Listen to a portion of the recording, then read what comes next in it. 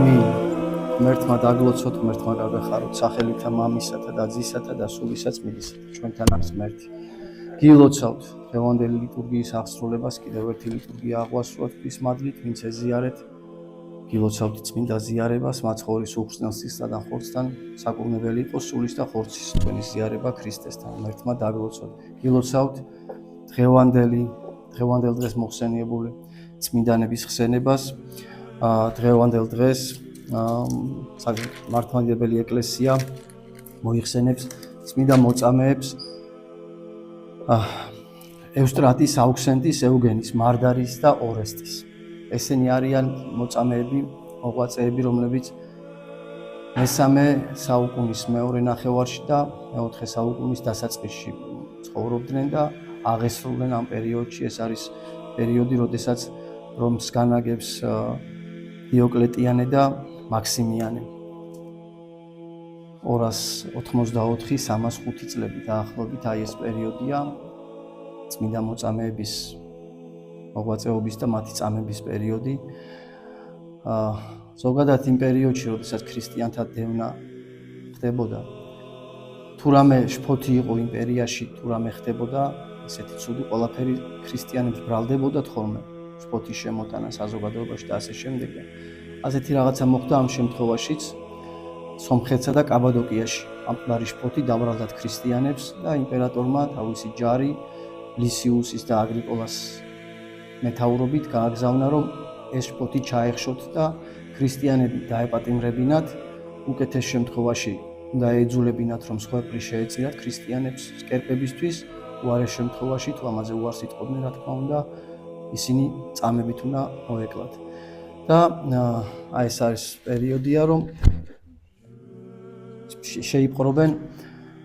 აუქსენტი ხუცესს. და როდესაც მის სასამართლო გაიმართება, ერთ-ერთი ჯარის მხედარი მთავარი მაშინდელი, ეს არის ევსტრატი, რომელიც იყო ფარული ქრისტიანი, მის სასამართლოს აუქსენტი ხუცესის სასამართლოს თავის ჯართან ერთად, ასე ვთქვათ, ესწრებოდა და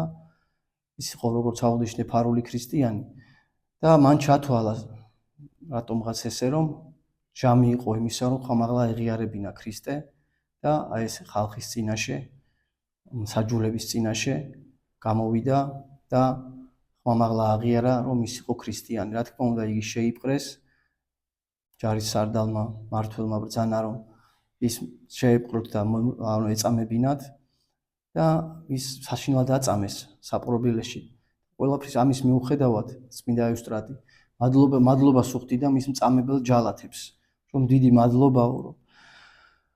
სატანჯველებით სული ჩემი განწმინდეთო და სათა სასუფევლისთვის მოამზადეთო და ჯალათი ეუბნება ასეთ რაღაცას, რომ შენი ღმერთი რომ მართლაც მკურნალი იყოს და ცოცხლებს, ანუ მკვდრებს აცოცხლებდეს, შენც განკურნავდაო და ეს სიტყვები არ ქონა დასრულებული, რომ წმინდა ევსტრატი ყისიერად განიკურნა და ამის შემხედვარე ხალხმა ბევრმა ადიდა ქრისტე და ერთ-ერთმა მის ჯარის, ასე ვთქვათ, ჯარისკაცმა ევსტრატის ჯარიდან, ეს იყო ეუგენი, წმინდა ეუგენი, მანაც გამოვიდა და ხალხის წინაშე ხმამაღლა აღიარა, რომ ისაც ქრისტიანი იყო, რა თქმა უნდა, ისაც შეიპყრეს და ჩაპყრობილეს ჩააგდეს და მეორე დღეს, როდესაც ეს ჯარის სარდალი ერთ-ერთი ლისიუსი ნიკოპოლში მიდიოდა და ბრძანა, რომ ეს ტყვეებიც მასთან ერთად წამოეყვანათ და ასეთი რაღაც მოიფიქრეს, განსაკუთრებით ერჩოდნენ, როგორც ჩანს ევსტრატის, როგორც მსახურს, ერთ-ერთი წარჩინებული ოჯახის და წევრს და თან კიდევ ჯარის მსახური იყო და განსაკუთრებით ერჩოდნენ, როგორც ჩანს და ასეთი რაღაცა მოიფიქრეს, რომ მას ჩააცვეს ჩექმები, რომლის ლანჩებზეც რკინის ლურსმები იყო მიჭედებული და მთელი გზა აი ამ ლურსმიანი ჩექმებით მიყავდათ წმინდა ევსტრატი და ორი დღის შემდეგ, როდესაც ორი დღე იარეს ჩავიდნენ ევსტრატის და ეუგენის მშობლიურ ქალაქში, არავრაკში ესე ქვია ამ ქალაქს და ხალხმა ძალიან უყვარდა წმინდა ევსტრატი იმ ქალაქში, თავის მშობლიურ ქალაქში და ხალხი გამოვიდა შესახვედრად, რომ ისინი დაენახათ, რომ ტყვეები მოყავდა და ძალიან დიდი სურვილი ჰქონდათ, რომ წმინდა ევსტრატის მიახლოვებოდნენ და თაყვანიესად მისვლის, მაგრამ შიშის გამო ვერ ბედავდნენ ამას, რომ ისინიც არ დაეპატიმრებინა და არ ეწამებინათ და აი იმ ქალაქში ცხოვრობდა ერთ-ერთი ღარიბი ადამიანი სახელად მარდარი, რომელიც იმ წუთას როცა მოყავდათ ტყვეები, თავის სახლის სახურავზე იყო და ხურავდა სახურავს და რომ დაინახა წმინდა ევსტრატი და ეს ტყვეები ჩამოვიდა და მის ცოლს ეუბნება ევსტრატის შესახებ, რომ ეს არის ადამიანი, რომელმაც დაუტევა ყველანაირი სიმდიდრე, ყველანაირი ასე ვთქვათ მიწიერი პატივი და აი საწამებლად მიდის ქრისტესთვისო და მისი ცოლიც როგორც აღმოჩნდა ქრისტიანი იყო, კეთილმორწმუნე ქრისტიანი და ეუბნება ესეთ რაღაცას. შენ რა გიშლის ხელს რომ იგივენაირად მოიქცე და რა თქმა უნდა წმინდა მარდარის ეს ისედაც განზრახული ქონდა როგორც ჩანს ევსტრატის დანახვაზე და ცოლისგან ასე ვთქვათ შეგულიანებული ის ემშვიდობება ოჯახს და მიდის და ხმამაღლა აღიარებს ამ ჯარის წინაშე, ამ სარდლების წინაშე ხმამაღლა აღიარებს რომ ისაც ქრისტიანია და რა თქმა უნდა მასაც შეიპყრობენ და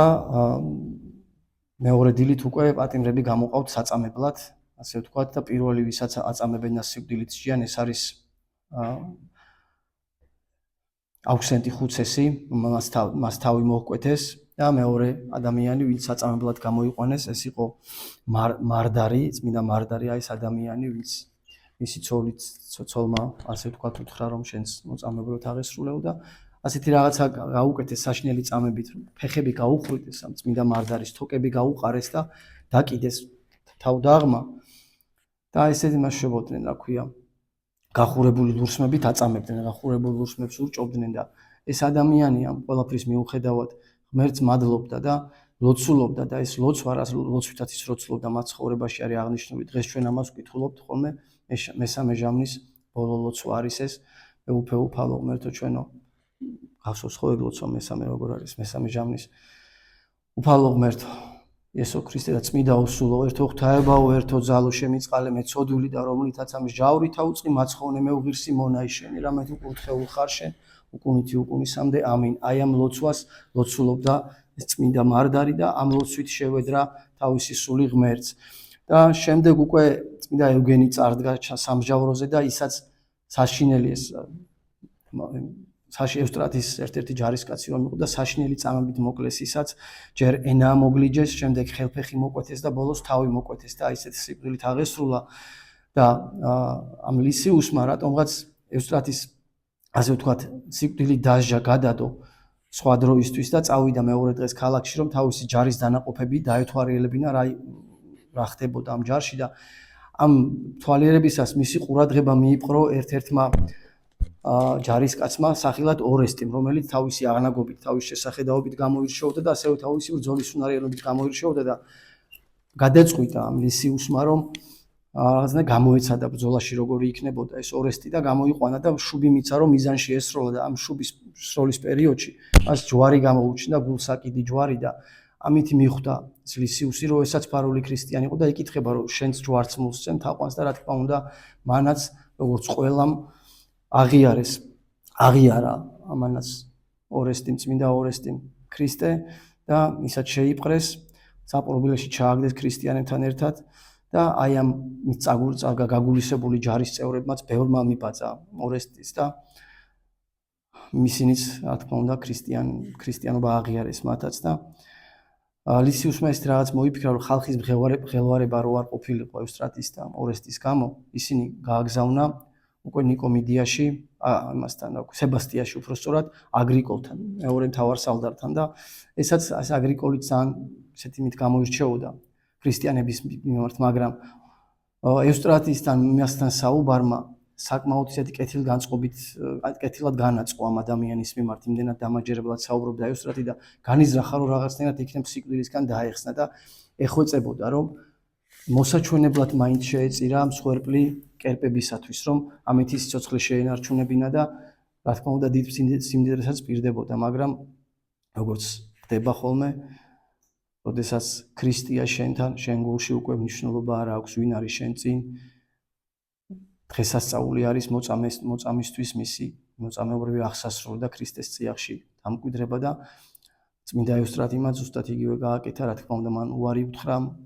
მსხვერპლის შეწირვაზე კერპებისთვის და გაამით გაბრაზებული ეს აგრიკოლმა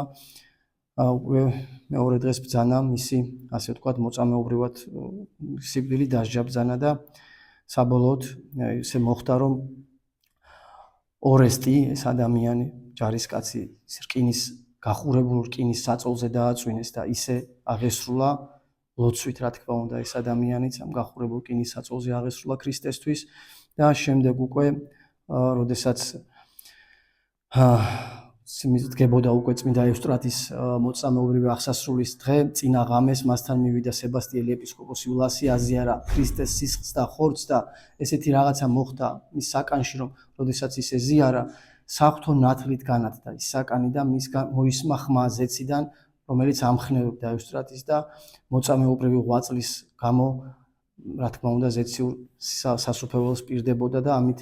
შეგულიანებულმა და გამხნევებულმა ევსტრატიმ, რა თქმა უნდა, ასე ვთქვათ, ხნეთ მიიღო ის თავისი მოწამეობრივი აღსასრული, მას გამოუტანეს განაჩენი ცეცხლში დაწვით და მან თავისი ფეხით შევიდა ღუმელში, იქამდე ელოცულობდა და აი თავისი ფეხით შევიდა ღუმელში, გახურებულ ღუმელში და აი ესე შევედრა თავისი სული უფალს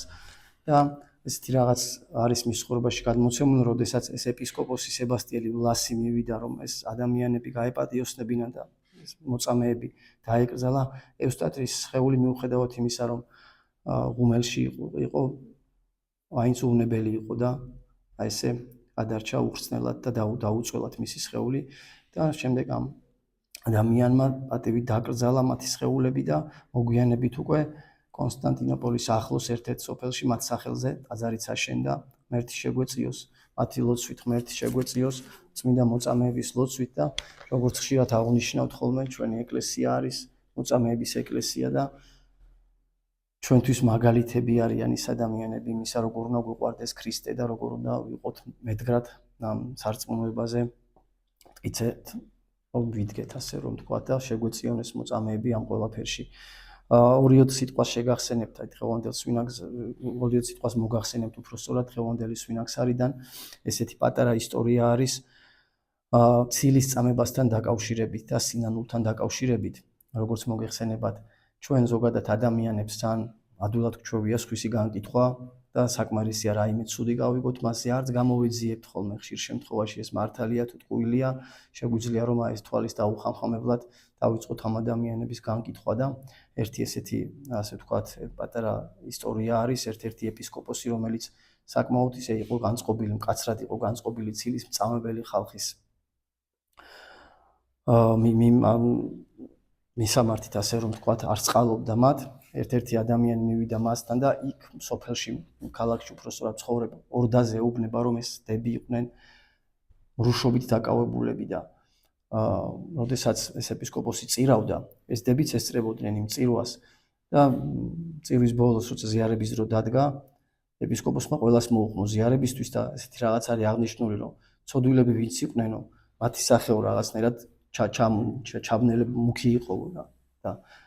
ვინც წმინდა ცხოვრებლები იყვნენო, მათი სახე როცა ეზიარებოდნენო, ღვთიური ნათლით იყო განათლებული და ეს დებიც რომ მივიდნენ ზიარებაზე, ორივე ღვთიური ნათლით იყვნენ განათლებული და ეპისკოპოსი საკმაოდ ჩაფიქრდა და გაუკვირდა ეს ყველაფერი და იმ ღამით ჰქონდა ჩვენება ღვთისგან ანგელოზი გამოიცხადა და ეუბნება ეს რაღაცას, რომ მე მკითხე ამ დების შესახებ, თუ ვინ არიან ისინი და ეპისკოპოსი ეკითხება, რომ ესეთ რაღაცას მეუნებიან მათზე, რომ ისინი ბილწი ცხოვრებით ცხოვრობენ და მართალია თუ არა. და ანგელოზი უდასტურებს, რომ დიახ, ეს მართალია ეს ყველაფერი, მაგრამ ამ ადამიანებმა ერთხელ დაუშვეს შეცდომა, იმის მერე ისეთ სინანულში არიან, რომ ღმერთმა მათ ეს ცოდვა აპატია და არა მარტო აპატია, არამედ ისინი განწმინდა კიდეც ამ ცოდვისგან და აი ზიარებისას უკვე მათ სახეზე საღვთო ნათელი იყო აღბეჭდილი და ამიტომ ეს არ უნდა იყოს ჩვენთვის მაგალითი იმისა, რომ არავინ არასოდეს განვიკითხოთ, ჩვენ არ ვიცით ადამიანი შეიძლება ერთხელ დაუწდეს ფეხი ადამიანს, რაიმე ცოდვა ჩაიდინოს, თუნდაც მომაკვდინებელი იყოს ეს ცოდვა, ჩვენ არ გვაქვს უფლება იმისა, რომ ეს ადამიანი განვიკითხოთ და ჩვენ ვიყოთ ამ ადამიანის, ასე ვთქვათ, მსაჯულები, იმიტომ რომ საბოლოო მსჯავრი ღმერთს ეკუთვნის, საბოლოო სიტყვა ღმერთია. შესაბამისად, ჩვენ მაქსიმალურად უნდა გამოვიძიოთ ჩვენი თავები, ჩვენ ვინ ვართ, ჩვენ ცხონდებით კი ღვთის წინაშე ჩვენი ცხოვრებიდან გამომდინარე. და აი ამ დამოკიდებულებით უნდა ვიყო და როცა ჩვენი თავის გამოძიებას დავიწყებთ და ჩვენ თავს შევმოვდებით, დარწმუნებულები ვიყავით, რომ სხვის განსაკითხად აღარც დრო გექნებათ და აღარც სურვილი, იმით უმეტეს, რომ როდესაც ადამიანი თავის თავს შეიცნობს, რომ ისაც არ არის მთლად წმინდა ცხოვრებით ცხოვრები, სხვას უკვე ვეღარ განიკითხავს და ამიტომ მერთმა მოგწეს ძალა, რომ ეს მომაკვდინებელი ცოდვა, რასაც განკითხვა ქვია და რასაც ცილის წამება ქვია, მოგიხსენებათ 10 მცნებაში, როდესაც მოსეს ჯული მისცა ღმერთმა, ერთ-ერთი მცნება ეს იყო, რომ არა ცილის წამო მოყვასა შენსა წამებითა ცრუით. ამიტომ ღმერთმა ძალა მოგწეს იმისა, რომ ყოველგვარი ცილის წამებისაგან, იმეს რამე დაბრალებისაგან, ანუ იმეს განკითხვისაგან, ღმერთმა თავი შევიკავოთ და ღმერთმა გაგვაძლიეროს ამ ყველაფერში. გადმოცოთ უფალმა და მშვიდობიან დღეს გისურვებთ. აიხარეთ.